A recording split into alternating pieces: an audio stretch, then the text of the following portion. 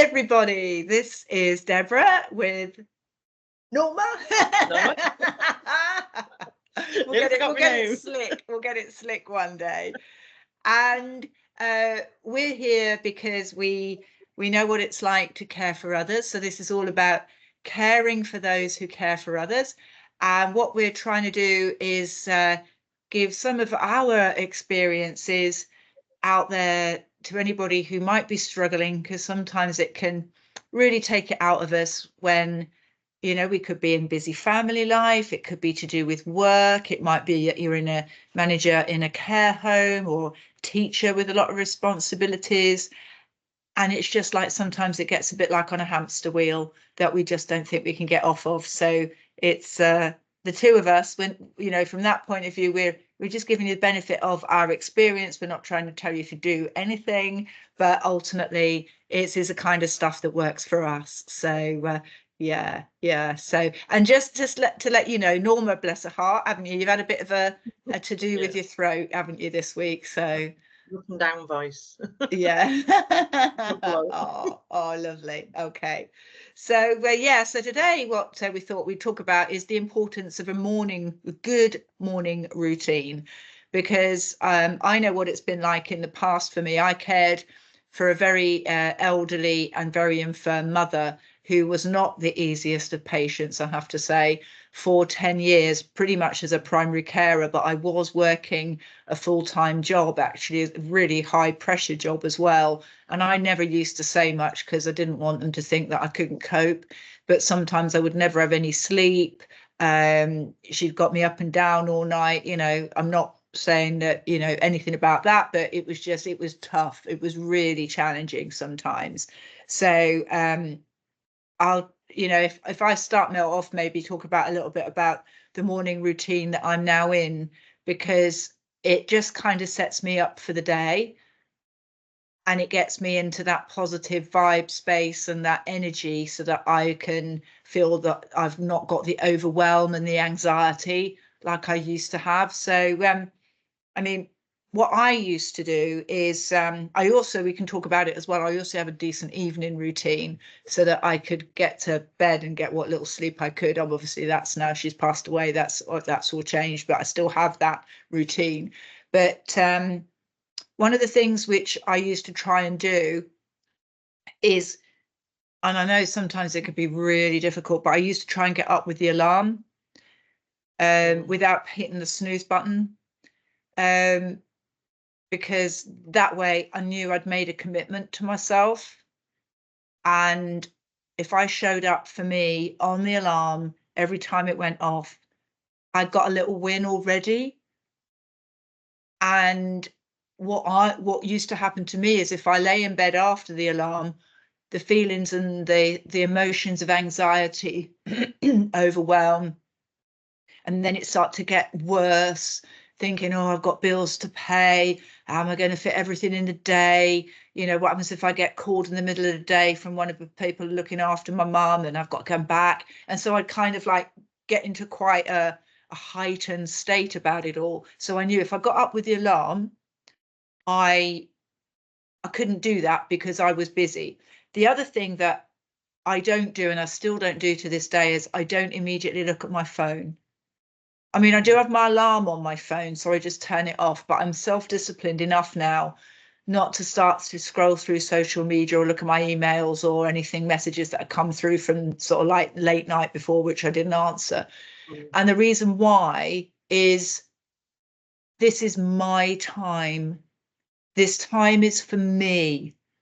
And if I let the world and sundry come in through the mobile phone or the iPad, I'm allowing almost people to enter into my space right from the minute I open my eyes.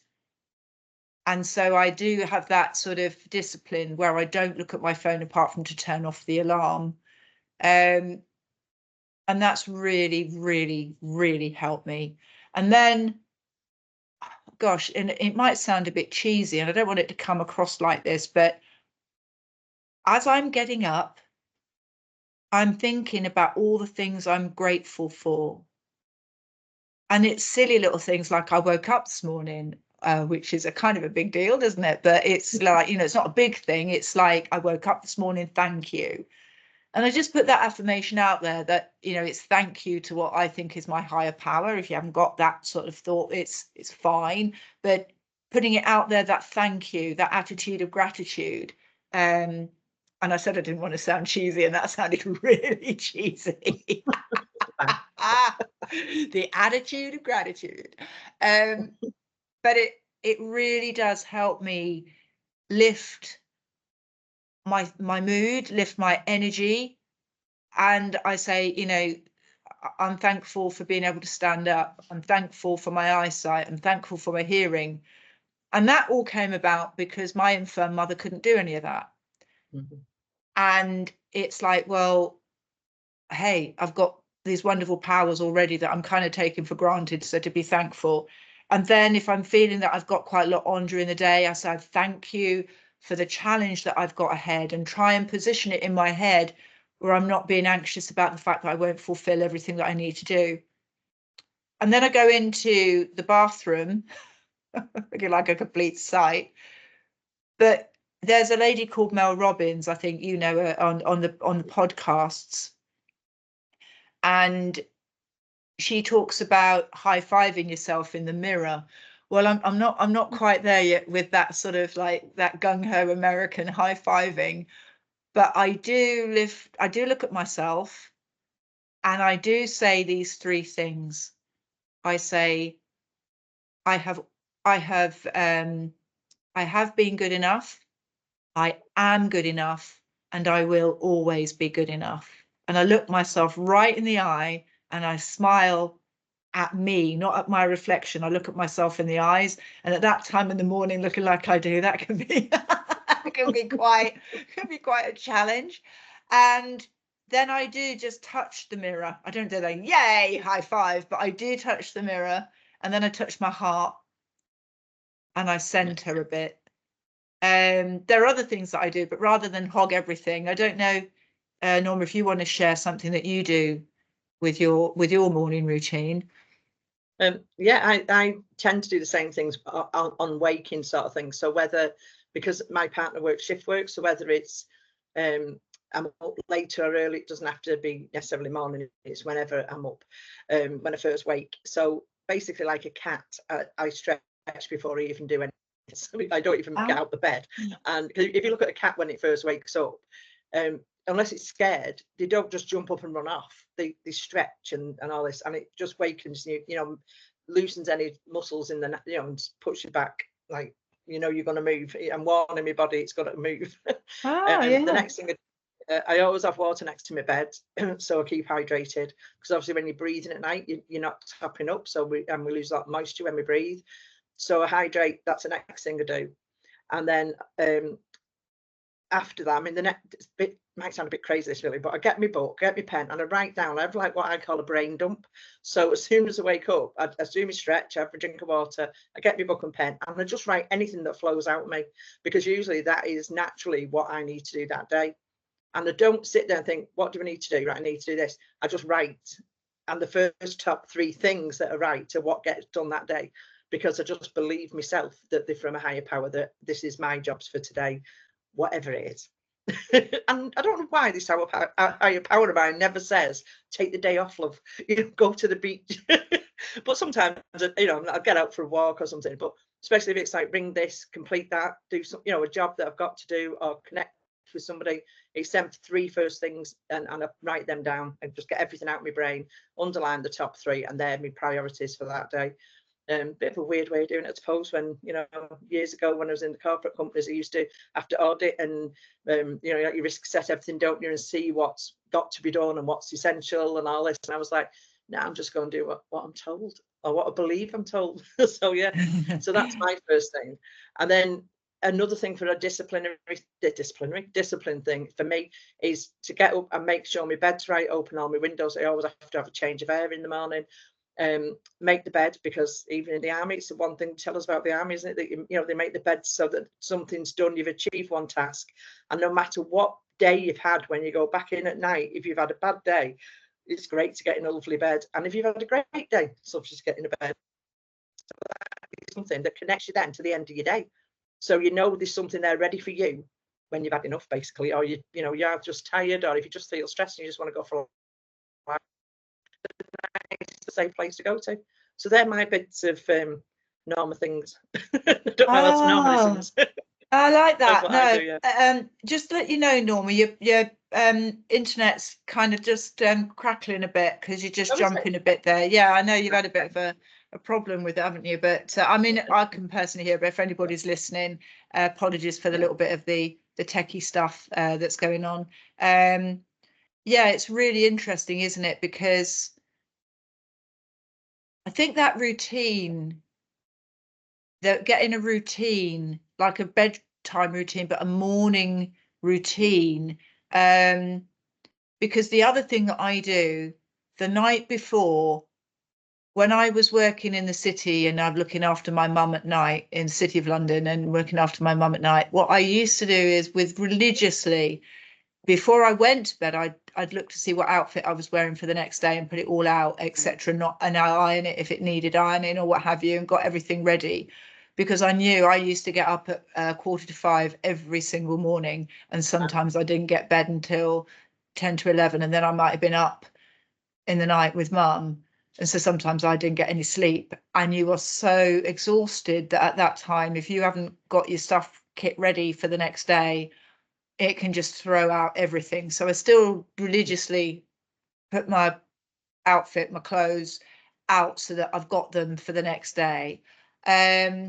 But the other thing that I try to do is, as soon as possible, I try and get some normal sunlight. So, I mean, not everybody can be out if you live in a flat, but I try and go down into the kitchen. I've got a little dog and a little courtyard at the back of the house, and I let her out and I stand there for a good 2 minutes, and I try and, when where I live, it's not particularly sunny most of the time, but I try and think, well, where is it bright? And I look into the brightness. Obviously, if it is sunny, I don't look directly into the sun, but there's something to do with that light that helps to activate the right parts of the brain. Obviously, in the winter time, it's a bit more difficult because it's still dark. But the sooner we can be exposed to natural light outside, the better. And the other thing I don't do in the morning, excuse me, I've got the frog in the throat that you had, is I don't have a caffeinated hot drink. I have decaf. So I won't have a cup of coffee, because what I was finding with that is that I felt groggy, and there's something to do with the way in which we sleep. And you've mentioned water. I'm not a great water fan, actually, so I would like my hot drink, but it doesn't clear something that needs to be cleared. If you give it caffeine, it suppresses the clearing of this sleep thing. You might know the name of it. And true to its word, when I heard about that, it really did help. And then I wasn't craving another cup of coffee, because I think there's that sort of craving after you've had caffeine to have a bit more. But also I felt more awake and more with it, which is, I think, that whole thing about clearing stuff. And then what I do is, I don't necessarily do this intermittent fasting, but I try and leave it for about an hour. And I know if you're on a busy schedule, it's difficult to just have an hour before you've got to get up and go. But if you can set the alarm just that little bit before, give yourself an hour before you have your breakfast. Because I found that if I'm eating almost immediately that I'm waking up, within about a couple of hours, I'm ravenous again. And giving it that extra hours, I think it fills me up more, because I'm more mindful of the eating process. I'm more engaged with what I'm eating, and I think that makes me feel fuller. I'm sure there's some science stuff behind it, but that does really, really help. I don't know about you. Thinking about breakfast, do you eat breakfast? I don't know if you eat breakfast at all. I do, but like yourself, Deborah, I tend to leave it for an hour to an hour and a half after. I don't like eating first in the morning or last thing at night. I'm not, it's hours before I go to bed that I'll eat something. I just don't sleep properly otherwise. But when you were saying about the sleep and then waking up and feeling groggy when you've had caffeine or eating too soon, when we're asleep, we have obviously a mind is on guard for fight or flight, because we're basically vulnerable because we're asleep. Yeah. What's that? So when we wake up, the cortisol in our body, which affects your adrenal glands and your kidneys and everything, that's already as soon as we wake up, because then we're on alert, is everything okay? That is heightened. So when you have caffeine, that then adds to that because it's got caffeine in. So that's where I only read that the other day. How good's that? Oh, well remembered. You sound like an expert. Brilliant. Yeah. No. I just literally only read it about it the other day, and it's because I was thinking, like, why, like yourself, I'd get up and have a cup of tea, and I think, what's wrong? And then I thought, no, and that's when I just started with the water really, and or herbal tea, and it's the caffeine that then puts us more in the fight and flight physical zone, you know what I mean? That's it's quite gonna, if I can find the article, I'll pop it on with this, but it is quite interesting really to see what we're doing physically to ourselves from waking up, because I just thought, oh well, I'll just wake up, that's what we do. I didn't think about my body preparing to wake up. As we start waking up, your body, the cortisol's naturally rising. Strange, but it makes sense really, doesn't it, when we look at it? It does, doesn't it? Because back in the day, that could be the time the predators were on the prowl, and you've got to be immediately aware of your situation. Really, really interesting. I hadn't thought about that. But with regards to sleep and getting up in the morning, I'm pretty good at waking up actually before the alarm. And I just have it as a fail-safe device just in case.